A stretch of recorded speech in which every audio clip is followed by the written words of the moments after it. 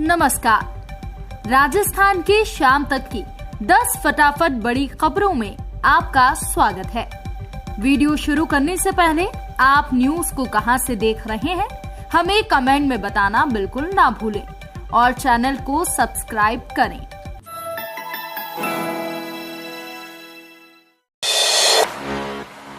10वीं पास युवाओं के लिए आर्मी में निकली भर्ती। रिटन टेस्ट के साथ फिजिकल आधार पर होगा सिलेक्शन। इंडियन आर्मी में नौकरी कर देश सेवा करने की तैयारी कर रहे युवाओं के लिए अच्छी खबर है। इंडियन आर्मी ने Bengal engineer group BEG centre में ग्रुप सी के 36 और ग्रेनेडियर्स रेजिमेंटल सेंटर में लेवल 1 और लेवल 2 के 14 पदों पर भर्तियां निकाली हैं। इसके तहत lower division clerk, store keeper 2 और कुक, एमटीएस, वॉचमैन, लश्कर, वॉशरमैन, टेलर, बार रेंज चौकीदार और सफाई कर्मी के पदों पर भर्ती की जाएगी।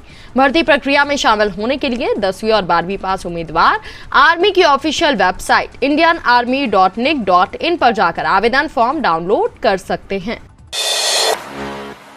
पाली के लोगों को वाटर ट्रेन के लिए करना होगा 3 दिन का इंतजार। पाली के लोगों को अब वाटर ट्रेन का थोड़ा और इंतजार करना होगा। आज आने वाली ट्रेन अब 17 या 18 अप्रैल को जोधपुर से आएगी। प्रशासन और जलदाय विभाग ने पानी को पीएचईडी के वाटर टैंक में खाली करवाकर घरों तक पहुंचाने की तैयारियां कर ली हैं। पाली के हाउसिंग बोर्ड मार्ग स्थित पीएचईडी के फिल्टर प्लांट पर पाइप को टैंक से जोड़ा गया है, तो वहीं रेलवे ट्रैक के निकट नगर परिषद की इलेक्ट्रॉनिक विंग जो है उसकी टीम लगाई गई है। वाटर ट्रेन से पानी हौद में खाली करने के लिए 10 मजदूरों की टीम लगाई हुई है। 24 घंटे उनकी ड्यूटी रहेगी, जो कि वाटर ट्रेन का पानी हौद में पाइप के जरिए खाली करेंगे। पेंशनर्स के लिए अच्छी खबर, बैंक ऑफिस जाने की जरूरत नहीं। सरकार ने खोला नया पोर्टल जहां होगा पेंशन का सारा काम।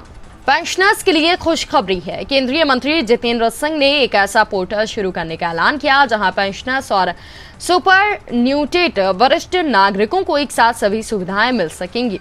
इस पोर्टल पर पूरे देश के पेंशनर्स एक साथ जुड़ सकेंगे और पूरे देश के पेंशन एसोसिएशन संपर्क में रहेंगे। पोर्टल पर पेंशनर्स अपनी जानकारी दे सकेंगे, सुझाव भी रख सकेंगे और शिकायत हो तो उसे दर्ज करा सकेंगे। सभी मंत्रालयों के पेंशन विभाग को इस पोर्टल के साथ जोड़ा गया है। अगर किसी पेंशनर को कोई शिकायत होगी तो वो अपनी बात इस पोर्टल पर रख सकेगा। साथ ही साथ पेंशनर की शिकायत का निवारण भी किया जाएगा। जेईई एडवांस 2022 की डेट। आईआईटी बॉम्बे ने जारी की नई एग्जाम डेट। देखें रिवाइज्ड शेड्यूल।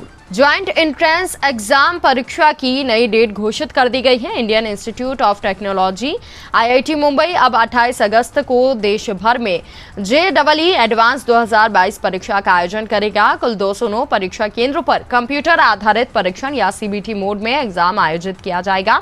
आपको बता दें कि जेईई एडवांस 2022 पहले 3 जुलाई को होने वाला था, लेकिन इसे जेईई मेंस 2022 अप्रैल और मई परीक्षा को जून जुलाई में स्थगित करने के बाद इसे संशोधित किया गया है और अब नया शेड्यूल जो है वो आधिकारिक वेबसाइट पर जारी कर दिया गया है। राजस्थान में पश्चिमी विक्षोभ का असर खत्म। अब मौसम विभाग ने जताई ये संभावना। प्रदेश में बीते दिनों एक पश्चिमी विक्षोभ के सक्रिय होने के चलते बीते 48 घंटे प्रदेश के कई हिस्से में हल्की बारिश के साथ ओले गिरे। इसी मौसम के चलते लगातार तीसरे दिन भी प्रदेश के करीब 1 दर्जन जिलों में रात के तापमान में 1 से 2 डिग्री सेल्सियस की गिरावट देखी गई है। इस दौरान कुछ जिलों में रात के तापमान में 1 डिग्री की बढ़ोतरी के साथ गर्मी ने लोगों को सताया भी है। मौसम विभाग की माने तो राजस्थान में पिछले दिनों सक्रिय हुए पश्चिमी विक्षोभ का असर आज पूरे तरीके से खत्म हो जाएगा, जिसके बाद प्रदेश में एक बार फिर से दिन और रात के तापमान में बढ़ोतरी देखी जाएगी। इस दौरान दिन के तापमान में 2 से 3 डिग्री सेल्सियस की बढ़ोतरी होने की संभावना है। रात के तापमान में भी बढ़ोतरी देखी जाएगी। राजस्थान में पेट्रोल डीजल से 3 गुना महंगा बिक रहा नींबू। प्रदेश समेत पूरे देश में तेजी से बढ़ती हुई महंगाई के खिलाफ लोगों में रोष है। पेट्रोल डीजल के दामों ने आम आदमी का दाम निकाल दिया है, तो वहीं बीते 1 महीने में नींबू कीमतों में तेजी से उछाल आया है। राजस्थान के कई शहरों में नींबू 350 से 400 रुपए प्रति किलो मिल रहा है। ऐसे में किचन में नींबू बिल्कुल गायब हो गया है। नींबू की कीमत पेट्रोल डीजल से 3 गुना ज्यादा राजस्थान में है। जोधपुर की बात करें तो यहाँ पर नींबू 350 रुपए और जयपुर में 400 रुपए प्रति किलो मिल रहा है। कई शहर ऐसे हैं जहाँ पर 200 से 300 रुपए प्रति किलो के बीच में मिल रहा है। राजस्थान के चित्तौड़गढ़ में 240 तो कोटा में 250 रुपए प्रति किलो के हिसाब से नींबू बिक रहा है। सोने की खरीदारी का सुनहरा मौका, जानिए आज के भाव। जयपुर सराफा कमेटी ने आज सोने के भाव जारी किए हैं। सोना और चांदी की कीमतों में पिछले 3 दिन से जारी उछाल आज थमा है। सोना कीमतों में किसी भी सेगमेंट में कोई बदलाव नहीं हुआ है। वहीं चांदी कीमतों में 200 रुपए प्रति किलो की गिरावट देखी गई है। इस सप्ताह लगातार तेजी के बाद पहली बार कीमतों में गिरावट जारी रही।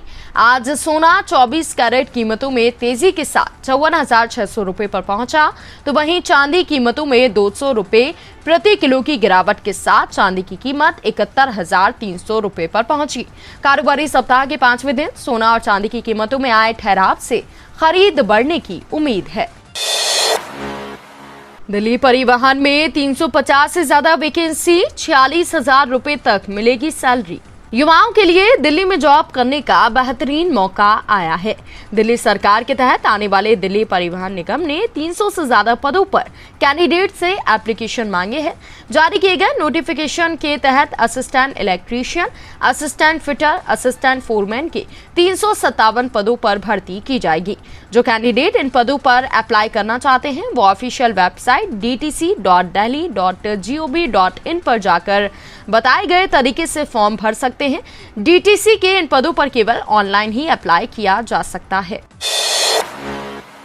इंटेलिजेंस ब्यूरो के द्वारा असिस्टेंट सेंट्रल इंटेलिजेंस ऑफिसर के 150 पदों पर निकली भर्ती। उम्मीदवार 7 मई तक करें आवेदन। इंटेलिजेंस ब्यूरो यानी आईबी के द्वारा 150 असिस्टेंट सेंट्रल इंटेलिजेंस ऑफिसर के पदों पर भर्ती के लिए विज्ञापन ऑफिशियल तौर पर 16 अप्रैल को जारी किया जाएगा। ब्यूरो के द्वारा ACIO के पदों पर ग्रेड 2 टेक्निकल के अंतर्गत भर्ती की जानी है।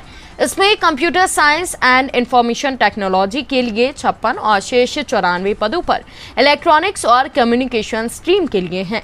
आवेदन करने वाले उम्मीदवार को किसी भी मान्यता प्राप्त विश्वविद्यालय या किसी अन्य तकनीकी शिक्षा संस्थान से संबंधित ट्रेड में BA और BTech की डिग्री होना अनिवार्य है। अशोक गहलोत बोले, आरोपितों के घर पर बुलडोजर चलाने का अधिकार PM और CM को नहीं। राजस्थान के मुख्यमंत्री अशोक गहलोत ने कहा कि रामनवमी पर देश के कई राज्यों में दंगे भड़क गए, आग लग गई, उनके मकान तोड़े जा रहे हैं। लेकिन आप बताइए, ये अधिकार किसने दिया? ये अधिकार ना तो प्रधानमंत्री और ना ही मुख्यमंत्री के पास है। केवल आरोप के आधार पर मकान तोड़ने का अधिकार किसी को नहीं है। ये अधिकार कानून के पास है। गहलोत ने कहा कि कानून के मुताबिक काम करूं तो कोई दिक्कत नहीं है। कानून का राज नहीं रहेगा तो सबको एक ना एक दिन भुगतना पड़ेगा। आज जो खुश हो रहे हैं, कल उनको भी भुगतना पड़ सकता है।